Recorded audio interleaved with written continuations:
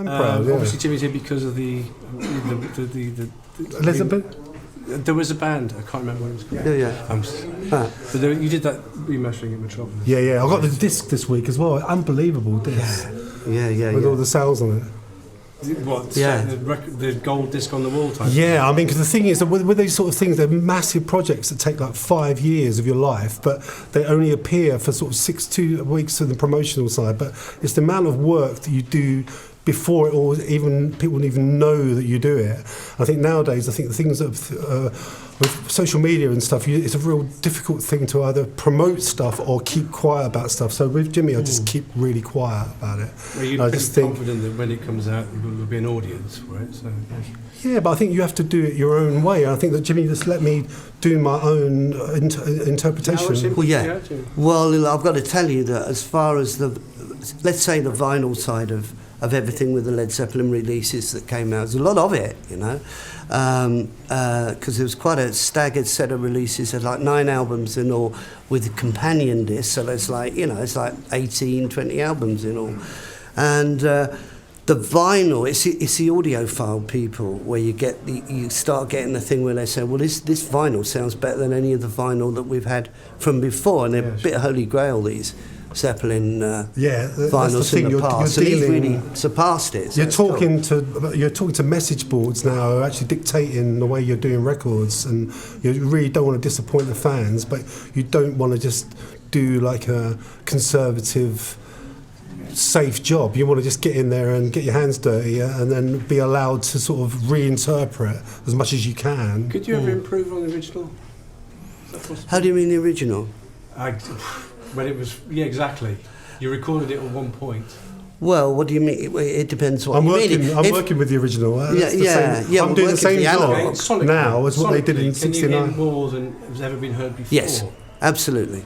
I would say so, absolutely. I think that everything, the equipment and the way that A to D converters have been improved over the years, and then putting things through to 96.192 higher file definition. I think the thing what we're trying to do now is just future-proof the recordings so they don't need anything else to be done 20, 30, 40 years down the line, because you've already got, you've done it. We've worked on every format, haven't we? We've really... Well, it's like painting the Forth Bridge, you know, every 10 years the Led Zeppelin catalog has to be remastered. Well, it was 20 years from the last time. Or every 20 years? No, but it was. That was for CD, so it's a long time. It's a long time, and we were able to really get in there and deal with everything, every format, the vinyl properly and CD, the whole works, you know. I think generations as well. I mean, I've got kids, I've got 18-year-old, 15-year-old, 10-year-old, and I just listen to what they'd say to me, and one of them just goes, well, that's not very loud, Dad. And so you have to try and deal with all what people expect from something. And I think the fans just expect...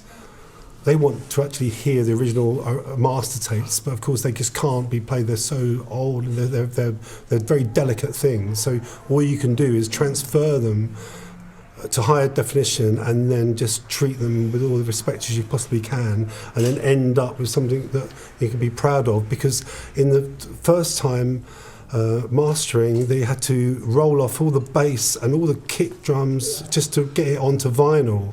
And I think a lot of the production masters were rolled off, and so now you can hear what was actually recorded at the time. Was never That's been... what I meant. You get more from the original album. But in those days they were so paranoid about pressings and everything that they didn't really want so much level as what John would be able to get, and as you say, the low end of it. Because if a record jumped in those days, well then they'd, you know, all the returns, and they'd be terrified. But now the whole process and everything that's been employed, and John is a master craftsman of all of this and getting the best out of everything, which is why I said, yes, they are better than what what most people have got of those. That's amazing. That suits me all right. Yeah, it does. That's amazing. And future formats, you're confident that whatever comes along? Well, unless people start wearing ears grow to sort of back. I think, you know, there's a lot of the Neil Young stuff, and a lot of things been done to sort of ultra high definition, but a lot of the equipment that you get in a recording studio maxes out at 96, and everything sounds fantastic at that. And then after that, you're really just pleasing like the bats in the audience, and so prefer to go for that. might evolve as human beings. Hopefully, yeah. So be able to hear what you heard in 1971 eventually. Well, it's what hearing what people are doing now as well, you know, I mean, that's the important thing. In another 20 years, that's the important thing, or 30 years. Okay, thank you very much. Cheers, mate. Thanks. Yeah, really appreciate it.